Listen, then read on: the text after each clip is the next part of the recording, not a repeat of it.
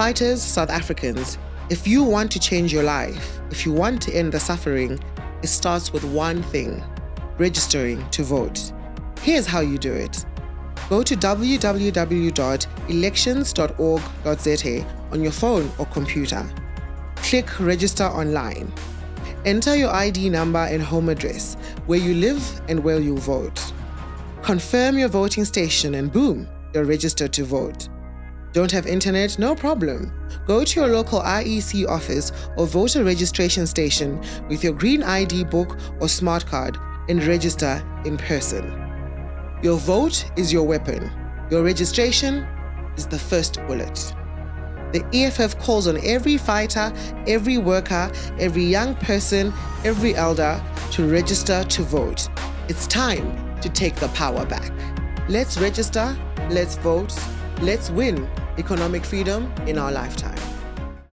It's a Friday, Jambo Africa Zonga, Africa and the diaspora, and thanks very much for choosing us once again. My name is Titus Tungo. Today we are dipping our nose into the issues that affect the national security and the rule of law, really. And the Constitution really stipulates that the President of the Republic should uphold, defend, and of course, respect the Constitution as the supreme law of the Republic. And for that discussion, I'm joined now by Advocate Zweletu Madasa. Thank you very much, Advocate, for coming through to the EFF podcast. Thank you very much for the opportunity. Mm-hmm. Perhaps first and foremost, let's look at how do you interpret the allegations made by the provincial commissioner of KZN, Lieutenant General Nhlanhla Mkhwanazi. He alleges that the Minister of Police, Senzo Mchunu, has in fact ties with the criminal gang, the criminal syndicate, and of course has meddled in sensitive political, or rather police investigation, which also led to the disbandment of the political killings, The question then is, how much of a threat does that pose on our national security? And by extension, to what extent does it undermine the rule of law? Yeah, no, thank you very much. It is a very serious matter. Mm-hmm. Unfortunately for us in South Africa, everyone sees it like as it is. It's not a matter for intellectuals, educated people, members of parliament, for politicians. Every South African, particularly people, the poor in the rural areas, are the most affected by crime because there are no police stations there. We know how many murders are taking place in the rural areas, the rapes of even old people, grandparents. They are murdered and they are raped. That is the extent of lawlessness in South Africa. So I'm just saying it's not a matter that is known in the boardrooms. The people out there actually are experiencing this problem every day. Now, we know that there's a GPV is going to start again the campaign next month. This is what we've become. Now, so that's how serious the matter is. So I would say this matter of Mkhwanazi is revealing something that people are experiencing. What is shocking about it is when there are people within the system, like some policemen like him, who are bold and courageous enough to actually talk about this problem of organized crime, which is out there. Now we're getting evidence from him that organized crime has now permeated the state, is inside the government. I think that's what is shocking. Not that we didn't know, but he's giving us evidence, proof that this thing is actually inside government. And from my perspective, if we think about it, you can think it this way. Every line ministry in South Africa has got a problem of the oversight politician who's the minister having difficulties of working with the DG and senior officials. We have that history where many DGs have been fired. Why? Those who did not cooperate with the minister concerned about issues of tender. and then they are removed, or DDGs. But the ministers never removed. Mm. So in this case now, we're having the same situation. The only difference is that it's in the police department. So what we are watching is whether again we're going to have a situation where the only people who are dealt with is always officials and not the politicians. Mhm. Now, in this case, there seems to be some light in the fact that the minister has been suspended. But we can discuss whether that is adequate. Yeah. Because I think we've reached a point where we've had enough of those kind of actions. But now let's look at the constitutionality, the legitimacy of that action by the president. The president has put the minister of police on leave of absence, but does he have the legal basis to do so? Because Section 91, subsection 2, if you like, of the Constitution does not seem to empower him to suspend the minister. The powers vested in the president by the Constitution include that of one, appointing, reshuffling, or dismissing the minister. Now, the question is, does the president have legal grounds to put the minister on leave of absence, special leave? Let's put it this way. Mhm. Look, I have no doubt that he could do that. Those powers to suspend are implied in the power to dismiss. He could argue that before he dismisses, he wants to follow a due process. In other words, there must be investigation. He doesn't want to fire the minister, which he has power to do so, arbitrarily on an allegation. So it's a technical issue how he's managing that power, which he already has of hiring and firing. So he's saying by doing this that before I fire, if I decide to fire, I want to have proof, to have some information. So I'm putting this person on leave so that I get evidence whether, in fact, these allegations are correct. And in that case, I will take action against him. That's a technical issue. I would say he has the power, which is born out of that section you have quoted, Section 91, to dismiss ministers. But I don't think that's really the question. The question with the current president is his style of leadership is the question. We're coming from a backdrop of the commission of Zondo, which he championed to get rid of the previous administration before him. He championed that commission when he was still a deputy president. And they pushed President Zuma out on the basis that there was corruption, racketeering in the state, controlled from the top, what they called state capture. And they forced President Zuma to actually initiate that commission, which was going to hang him, which it did. So he took that campaign, he became a face of that campaign, of this inquiry into state capture, which was done, and many things were indicated. So I think the issue now with South Africans is that we have a situation where the president starts investigations and then it ends there. He's got power in Section 84 of the Constitution to appoint a commission of inquiry. But for what? To do what? I mean, we have police who are investigators. Can you imagine a situation where police are good investigators, which we have, though they are dwindling now?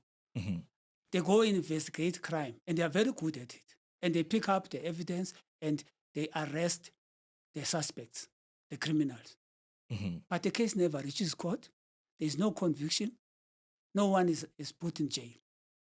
Is that what the public is expecting from the police? Can the police boast that, no, we're good at investigation and we found the criminal? But that's not enough. What happened to the criminal? So that's the question South Africans are asking with President Ramaphosa. You are making so many investigations. What happened to the criminal? You see the point I'm raising? Mhm. He investigates, but he doesn't do anything about the outcome of investigations. So investigation is not enough. He's got power to investigate, and then do what without investigation? Mhm. The president doesn't do anything about investigation. Mhm. There are no consequence management from his part. So this is what is frustrating South Africans. When he appoints another investigation, people are saying, wow, we've heard that. What happened to the state capture? Has anybody been arrested? He will point out at 1 or 2, 3 cases. Yet that thing was billions of rand, weeks and weeks of testimonies. Mhm. And the recommendations were specific, certain people to be arrested, others to be investigated. Nothing has happened from there. So I am saying we're getting an impression that the frequency of commissions of inquiry by President Ramaphosa seem to speak to his leadership style of pretending to be dealing with a problem, Mhm. but not serious to actually resolve it. Mhm. In other words, take action where the investigations have pointed out illegality. He doesn't actually act on that. Mhm. So that's why the public are fed up of commissions of inquiry, not because they are not a valid exercise of power by the president. Mhm. That is valid and legitimate. But the question is, what happens after investigation? Yeah. So it looks like he avoids a flag. You know, when you are a leader, you take certain unpopular decision against certain people. There's a flag. Sure. There's a blowback. It looks like he's a person who doesn't like to manage the consequences of his actions. He avoids dealing with politicians, his colleagues. That is the question mark now that is being raised against his leadership style of not acting directly and decisively. Instead, starting commissions and then time lapses, and then nothing has happened to those people. Mhm. And you're quite right.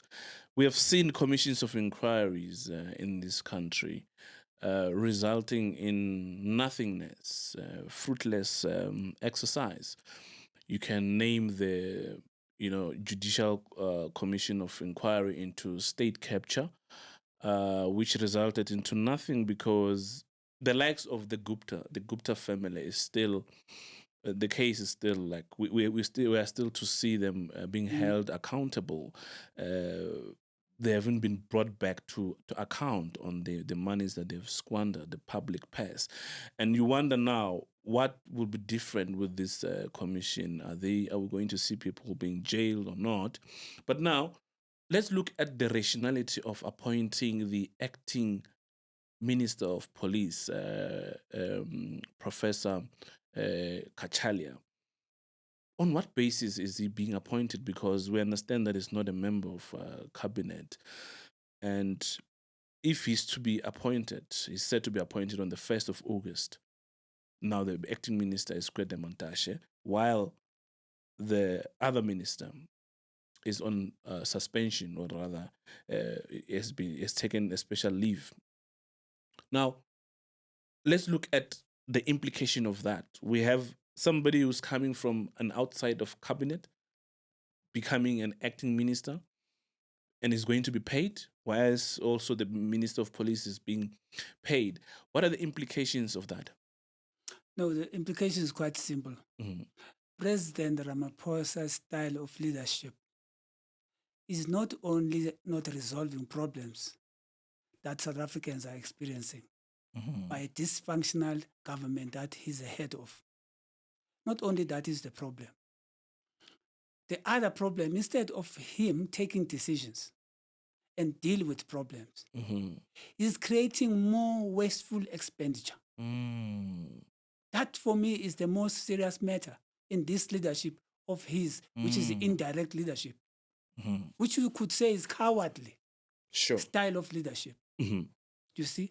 So, as you say, now we have in one portfolio, 2 people are going to be paid. Same portfolio. We have a problem here of reduction of tax revenue. We have a problem of reduction of aid. Not that we welcome aid, but we had it.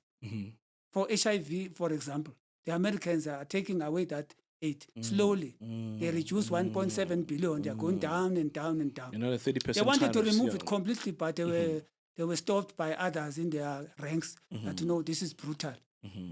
So what I'm saying is there's a reduction of income in South Africa because of unemployment. The revenue is shrinking from which the government can do things. Our borrowing has exceeded the normal acceptable percentage against GDP, which is about 60%. We're beyond 70. So we're in serious debt. We don't have money from tax. And the president, instead of now managing the little we have prudently by taking radical decisions, he is now inflating the cabinet that is already, people are saying Bloated. it's inflated. He's now bloating it further. Now we are going to have 2 ministers of police. In fact, we have 3 now. We have acting, we have incoming, we have suspended one. Okay, one of them is not yet paid. So when Kachalia assumes his duties, he's going to be paid and Mkhunu is paid. This is what Ramaphosa's leadership is doing. Really. I mean, we're not personal against this guy. It's just making matters worse and worse. Everything is spiraling out of control. So I'm saying, to agree with you, what he's doing is creating more problems than solving problems. Sure. Now, my view is this. If I was in his situation, yes, we have powers of commission of inquiry or to investigate. Section 91 says Ramaphosa can dismiss ministers. If you get information, like Mkwana's information, which is serious, all you do, you quickly verify that. You can even call Mkwanazi in to check whether this prima facie evidence is solid enough. And you dismiss. Decisiveness. You dismiss. Because you need to deter other ministers in the cabinet from doing wrong things. My problem with his style has got no deterrence. The power of taking decisions, you are deterring other people who are doing or contemplating doing wrong things to stop it. But if I'm in that cabinet and I'm already deep my hands in the till, I'm doing things there, tender stuff and so on and so on, and I see my colleagues don't get fired, they're suspended, I will continue with what I'm doing until someone blows a whistle. Mkhwanazi is like many whistleblowers have been shot dead. So I'm saying what President Ramaphosa should be doing, he's abusing commissions of inquiry. Ministers are responsible for their line ministries. They are accountable. The officials account to them. When there's a problem in the Ministry of Police, which have been there, Khunu, as a minister, is the one responsible. And is supposed to investigate within the department, not the commission, within the department, get a report and submit to the cabinet and recommend to the president things that should be done in that department. Each and every ministry is supposed to work like that. We don't need inquiries. People who are employed to work, they must work, they must oversee, they must execute decisions. They must recommend firings in their department if they find something wrong. If it's the head, like in this case it's the minister, then the president must then deal with that minister and remove them. Not redeploy, remove. Sure. Because what he has is enough. By the way, what is interesting is that this section you were quoting, section 91, I read it myself before I came here in preparation. What is interesting about it, it's quiet. No reasons are required to be given by the president. It says he may dismiss cabinet members. Sure. Finish and clear, as they say. So he does not need to give reasons. He's got power to remove and to hire and fire. Sure. Now, let's interrogate. So why does he not fire? Why does he investigate? Exactly. That's the burning question. Let's interrogate that. Why is he failing to act in accordance to the Constitution? Why is he failing to dismiss the minister? Others are arguing that because these are comrades, the ANC comrades, and Senzo Mkhunu was in the camp of CR17. Perhaps is trying to protect him because he was also protected in the Phala Phala saga. I think if you will go back, there's one person who actually summarized this thing. When she said it, that time I didn't fully comprehend what she was up to. But when I look back, she was correct. The former president of the Women's League, Bathabile Dlamini, Skeletons. She said Yeah. repeatedly, Yeah. she said, everyone among us has got a skeleton in the cupboard. And she said, who are being arrested, who are not being arrested. So I think the African National Congress has reached a situation where, if I can put it in my language, abayazi ukubanjwa abaphi, kuyekwe abaphi. Oh, They they're don't know whom conflicted. to arrest, whom not to arrest. You understand? So what the ANC has created unintentionally by their inability to act against each other, because everyone, as Batabila said, has got a skeleton. They have now created a two-tier justice system. What that means, like the apartheid people did. Under apartheid, the justice system was a two-tier system. There was laws for white people, there were laws for black people. That's why the system was evil. So the ANC now has got laws for themselves, and has got laws for all of us. Oh, animal farm situation. Yeah, Some so- animals are more equal than the Yeah, others. that's what is going on. We have a two-tier system. Sure. So if you are in the system of the ruling party, higher echelons, there seems to be a situation where it is difficult for the president to act, because whom do you touch, whom do you not touch? They go to those NEC, they fight there if someone must be dealt with. So it becomes a majority decision instead of a moral decision. So that is the situation he has put us in by not acting. So to answer you, I think the problem is what Batabile identified for us. We should rather take her diagnosis serious. She said everyone has a skeleton in the cupboard. So against whom do you act? Against whom do you not act? If you do, you are damned. If you don't do, you are damned. That's where Cyril Ramaphosa is right now. And how do we move forward? What is the way forward now? Is our justice system under siege? If so, how do we rescue our country? Because here we're talking about the interest of the people of South Africa, their safety at the very least. You imagine people who are living in Alexandra now, people who are living in the villages, those who cannot afford, to have security for themselves. Some of these people move with bodyguards and all of that. Let's boil it down to the ordinary citizens now, in their interest. What needs to be done? How do we move forward? Yeah, I think that's the most important question. We've already indicated that this dysfunctionality of the state and government under the president is impacting everyone, particularly those who are poor. They are hit hard most because they have no resources to defend themselves, right? So the same constitution that gives the president power to appoint a commission of inquiry, power to hire and fire cabinet members, the same constitution, because these things were foreseen by those who were putting the constitution together, that there will be times like this in the future where the state will be dysfunctional and the head will be afraid to deal with the problems. There's a provision there for a motion of no confidence. I think we've reached that situation, unfortunately. President Ramaphosa has squandered a goodwill.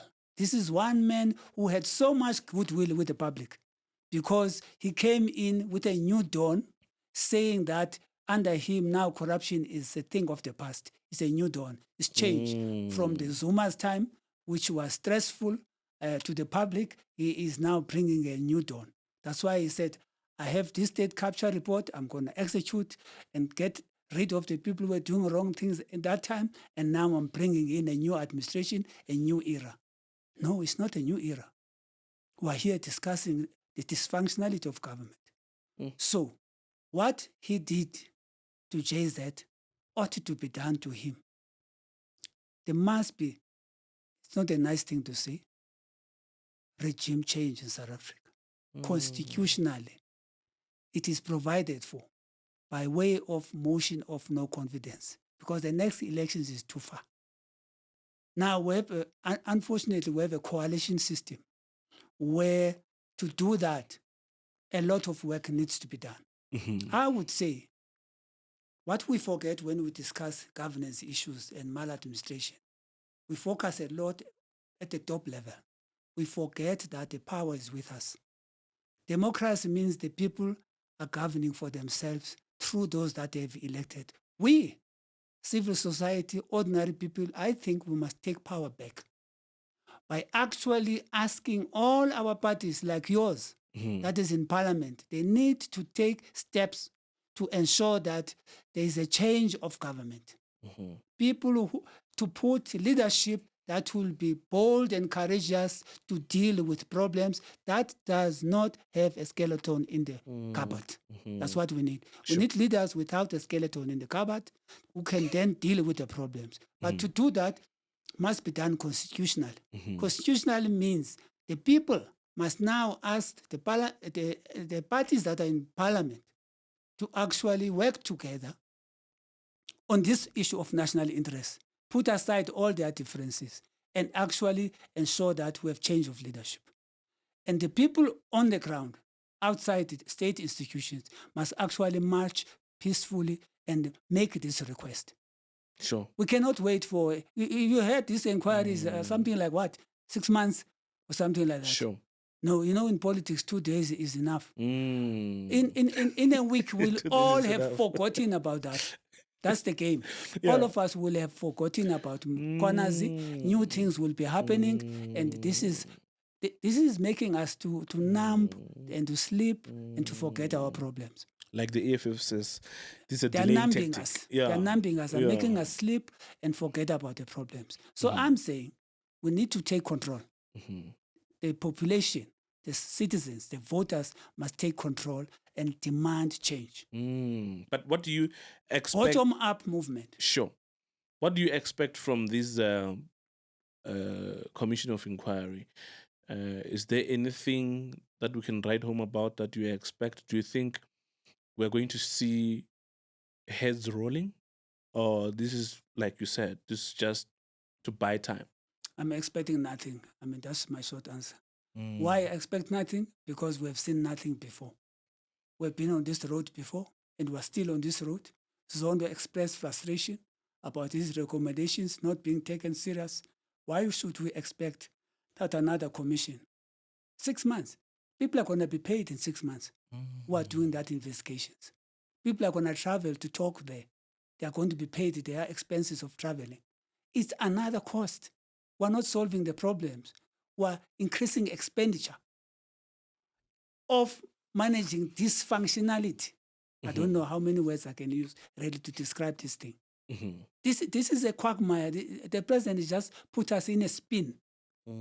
So to resolve this problem, it can no longer be a technical issue. I'm a little bit happy that the parliament independently has taken steps to do an inquiry by putting together a security cluster of committees to investigate this matter. Because I was going to come to that part of our discussion.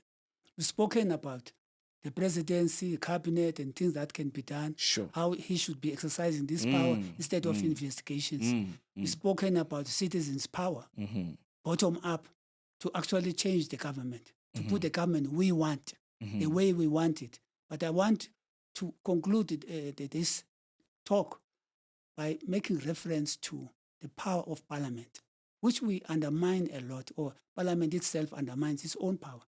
Parliament is the third leg of our state, which has power to oversee, to investigate, to make recommendations, to call the executive to account. And each department has got a portfolio committee aligned to it.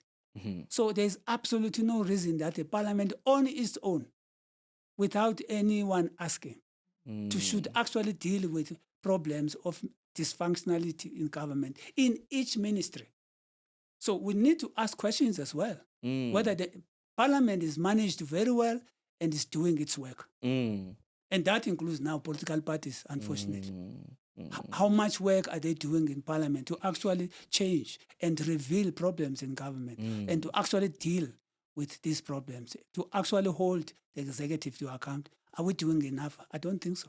And you didn't respond to this one, advocate.